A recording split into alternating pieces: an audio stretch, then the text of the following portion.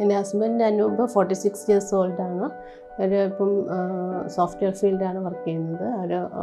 അവർക്ക് ജോലി സംബന്ധമായിട്ട് ഒരുപാട് സ്ട്രെസ്സുണ്ട്.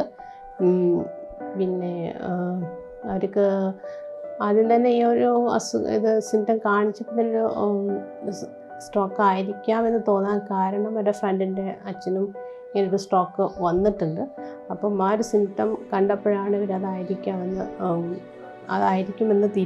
ഒരു അഭിപ്രായം വന്നത്. ഞങ്ങൾ ഏത് ആശുപത്രിയും മേത്ര തന്നെയാണ് പോകുന്നത്. അതിന് അടുത്താണല്ലോ ഹോസ്പിറ്റൽ.